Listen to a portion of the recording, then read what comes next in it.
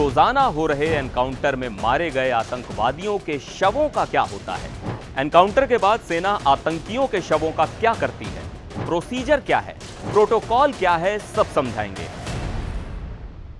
नमस्कार, मैं हूं सिद्धार्थ प्रकाश। जम्मू कश्मीर, जहां की वादियों और फिजाओं में कई कहानियां हैं। कहानी खूबसूरती की, कहानी भारत के इतिहास की, कहानी मानवता की, तो कहीं कहानी है उस आतंकवाद की जो आज की तारीख में मानवता का सबसे बड़ा दुश्मन है।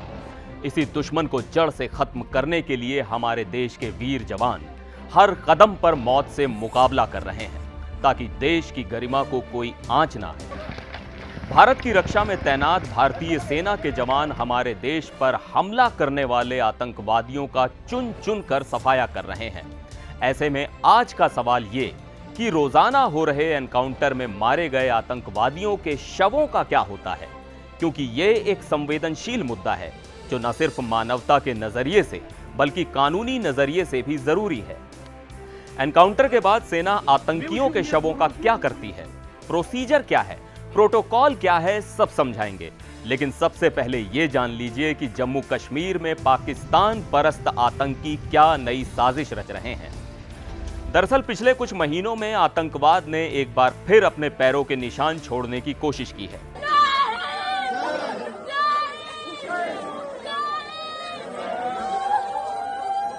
जम्मू संभाग के 8 जिलों में 14 निर्दोष नागरिकों की हत्या, किश्तवाड़ में बीडीजी सदस्यों का अपहरण और निर्मम हत्या इस बढ़ते आतंक के भयावह चेहरे को दिखाता है।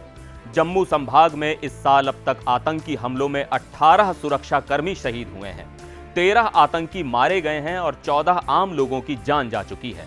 आतंक को जड़ से खत्म करने के लिए सुरक्षा बलों ने व्यापक अभियान चला रखा है।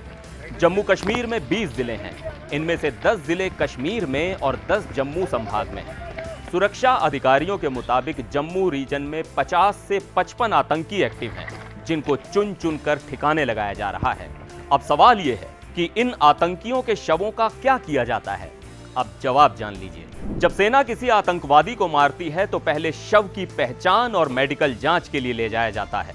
इसमें पोस्टमार्टम के अलावा जरूरत पड़ने पर डीएनए भी किया जाता है, जिसे सेना अपने डेटाबेस से मैच करती है, ताकि शव की पहचान की जा सके और ये पुष्टि की जा सके कि ये कहां का रहने वाला है और किस संगठन से जुड़ा है। यदि उस आतंकवादी के शव की पहचान हो जाती है और उसका परिवार या रिश्तेदार उसके शव को लेने के लिए तैयार हो जाते हैं, तो आतंकवादी के शव को उसके परिवार को सौंप दिया जाता है। वहीं यदि कोई उसका शव लेने के लिए तैयार नहीं होता है तो शवों को स्थानीय प्रशासन या स्थानीय पुलिस को सौंप दिया जाता है और फिर पारंपरिक तरीकों से दफन किया जाता है। हालांकि कुछ देशों में आतंकवादियों के शवों को सार्वजनिक स्थानों पर प्रदर्शित किया जाता है, ताकि लोगों में डर पैदा किया जा सके और आतंकवादी गतिविधियों के खिलाफ एक कड़ा संदेश दिया जा सके। लेकिन हमारे यहाँ मानवता को सर्वोपरि मानते हुए सभी के साथ एक जैसा सुलूक किया जाता है। एनडीटीवी इंडिया पर फिलहाल के लिए बस इतना ही। मुझे दीजिए इजाजत। नमस्कार।